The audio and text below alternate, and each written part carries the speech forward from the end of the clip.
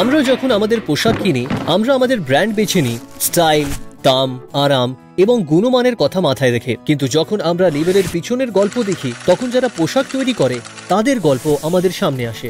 তারা প্রায়শই খুব খারাপ অবস্থায় কাজ করে। প্রতিদিন তাদের অধিকার এবং স্বাধীনতা সংকুচিত হয়। আমাদের মধ্যে অনেকেই সুস্থ এবং সুরক্ষিত পরিস্থিতিতে তৈরি পোশাক কিনতে বেশি পছন্দ করবেন, কিন্তু গ্লোবাল পোশাক শিল্পে বিশ্বাসযোগ্য গ্যারান্টি পাওয়া খুব শক্ত। একটা কারণ হতে পারে যে পোশাকের ব্র্যান্ডগুলি পোশাকের ফ্যাক্টরির মালিক নয়। পোশাকগুলি বিভিন্ন কোম্পানির জটিল আন্তর্জাতিক সরবরাহ চেন দ্বারা উৎপাদিত হয়। উদাহরণস্বরূপ টি শার্টটি দেখুন। টি শার্ট যিনি কেনেন এবং যারা তৈরি করে তাদের মধ্যে থাকে দোকান, পোশাকের ব্র্যান্ড, পরিবহন, এজেন্ট এবং অবশ্যই যেসব ফ্যাক্টরিতে টি শার্ট তৈরি হয়। একটি টি শার্ট তৈরি করতে গেলে অনেকগুলি শ্রমিকের প্রয়োজন যারা ভিন্ন ভিন্ন ফ্যাক্টরিতে কাজ করে। আরও জটিল পোশাকের ক্ষেত্রে আরও বেশি সংখ্যক কর্মীরা যুক্ত থাকেন। অনেকগুলি জায়গাতেই ভুলভ্রান্তি হতে পারে এবং সরবরাহ চেনের এটি মাত্র একটি অংশ। উদাহরণস্বরূপ তুলো জমিতে চাষ করা হয়, মাকুতে পাকানো হয়, ডাই করা হয়, তারপর কাপড় বোনা হয়, এরপর সেলাইয়ের জন্য পাঠানো হয়। এটি একটি টি শার্টের সরবরাহ চেন, ব্র্যান্ডের মরশুমি সংগ্রহের একটি আইটেম মাত্র।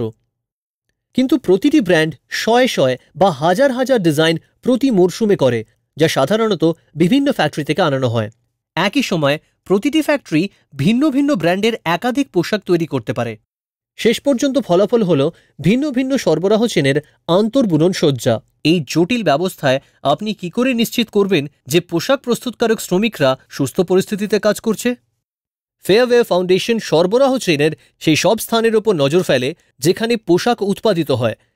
সেলাই ফ্যাক্টরিগুলিতে শ্রমনীতি ভঙ্গ হয় প্রভূত স্থানে, এবং যেহেতু সেলাই শ্রমসাধ্য কাজ, প্রচুর শ্রমিক এর সঙ্গে যুক্ত থাকে।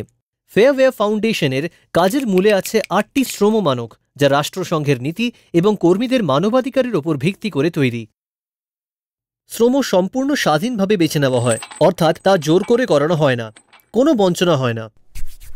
শিশু শ্রম নেই। কর্মীদের সংগঠনের স্বাধীনতা এবং সামগ্রিক দরদামের অধিকারকে সম্মান প্রদর্শন করা হয়। জীবনধারণের জন্য যথেষ্ট বেতন প্রদান করা হয়। যুক্তিগ্রাহ্য কর্মসময়, সুস্থ এবং সুরক্ষিত কর্মপরিবেশ এবং আইনসম্মত কর্মসম্পর্ক, অর্থাৎ একটি সুস্থ এবং আইনত চুক্তি। তাহলে এই মানকগুলি কার্যক্ষেত্রে কিভাবে কাজ করে? কখনো কখনো এটি খুব সোজা সাপটা। উদাহরণস্বরূপ, যখন ফায়ার এক্সিট বন্ধ রাখা হয় কর্মীদের বিশ্রাম নেওয়া বা পোশাক চুরি করা বন্ধ করতে, প্রস্থান পথ তালা বন্ধ রাখা, সুরক্ষা এবং স্বাস্থ্য মানকের পরিষ্কার নিয়ম ভঙ্গ এবং আপাতভাবে সহজে সমাধানযোগ্য। কিন্তু অধিকাংশ ক্ষেত্রে নিয়ম ভঙ্গগুলি একে অপরের সঙ্গে যুক্ত থাকে এবং তার মূল কারণগুলি ফ্যাক্টরির নিয়ন্ত্রণের বাইরে থাকে। উদাহরণস্বরূপ, খুব সাধারণ একটি সমস্যা হলো অতিরিক্ত ওভারটাইম। বহু পোশাক ফ্যাক্টরিতে কর্মীরা দিনে 16 ঘন্টা পর্যন্ত, সপ্তাহে 6 থেকে 7 দিন পর্যন্ত কাজ করতে বাধ্য হয়, যা সপ্তাহে 100 ঘন্টার থেকেও বেশি, কখনো কখনো মাসের পর মাস। আসুন ভেবে দেখি এর অর্থ কি। যদি আপনি 16 ঘন্টা কাজ করেন, ধরা যাক সকাল 7টা থেকে রাত্রি 11টা পর্যন্ত, আপনার পরিবার বা বিশ্রামের কোনো সময় পাবেন না, ঘুমের জন্যও যথেষ্ট সময় পাবেন না। দীর্ঘ সময় ধরে কার্যের গুণমানের ওপর প্রভাব ফেলে এবং কর্মীদের সুরক্ষার ওপরেও।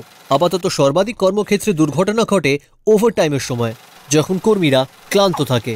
তাহলে তারা বেশি সময় ধরে কাজ করে কেন? কখনো কখনো কর্মীদের বাড়ি যেতে দেওয়াই হয় না। প্রায় সবসময় বেতন এত কম থাকে যে ওভারটাইম ছাড়া কর্মীরা থাকা, খাবার এবং অন্যান্য ন্যূনতম সুবিধার ভার ওঠাতেও সক্ষম হন না।